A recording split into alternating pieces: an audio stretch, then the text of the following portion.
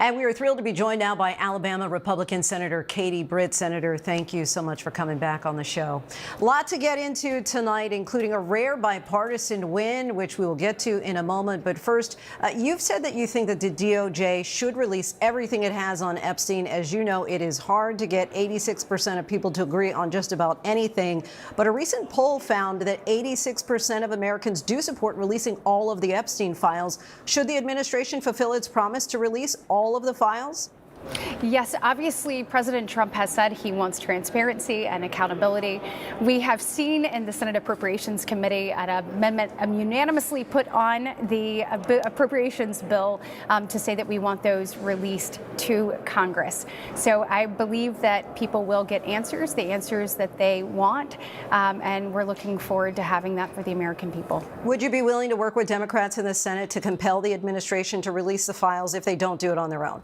Well, Linsey, I find it interesting that Democrats care about this at all, because last time I checked, they were in charge for the last 4 years, and I can't seem to find any of them that were speaking up or compelling their own DOJ or their president of their own party to do this very same thing.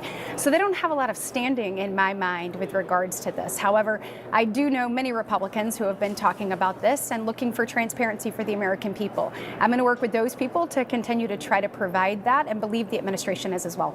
Let's talk about the big, beautiful bill. You say that it means the hardest working Americans get to keep more of their money. A nonpartisan economic analysis from the Wharton Business School found the bottom 20% of Americans will lose about $165 per year. Initially, it only gets worse for them after that. Help us to understand how the poorest Americans will benefit from this bill. Linsey, look, we took a look across the board. I think what you see right now is you have a lot of people that are trying to inject politics in this, but the facts are the facts. First off, we're going to have a secure border. We're going to have a strong national defense. We're going to unleash American energy, and we're going to make sure that taxpayers get to keep more of their hard-earned dollars. So whether it's no tax on tips, something that I saw both sides of the aisle come together on last year during the presidential election, but President Trump actually put into action, whether it's those people that are working nighttime shifts or overtime because they want to earn a little bit extra for their family, and they're going to get to keep more of their hard-earned money. Whether it's seniors that have a $6,000 deduction or $12,000 if they're married, they're living on a fixed income. We have made sure that they're going to have more money in their pockets. Or whether it's child care. Linsey, we've talked about this before, but child care, the affordability and accessibility has been talked about for a long time by the Democrats, but yet no action.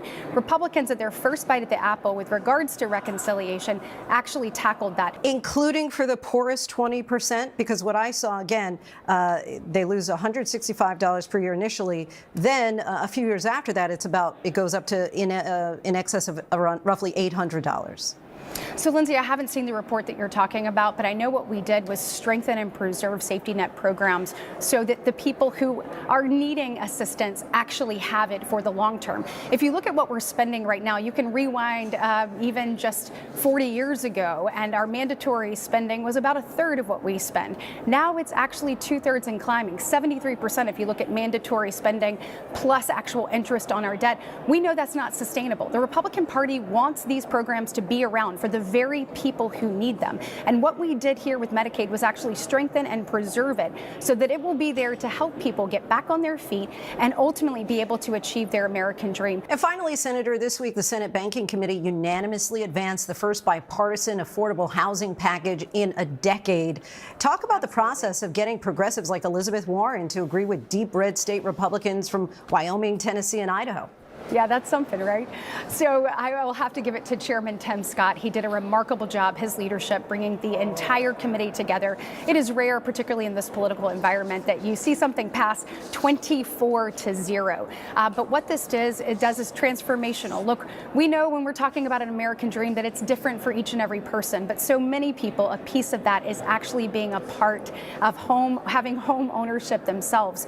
When you look at the stats, Linsey, you can go back and just not too long ago, people got their first home at an average of about 27, 28 years old.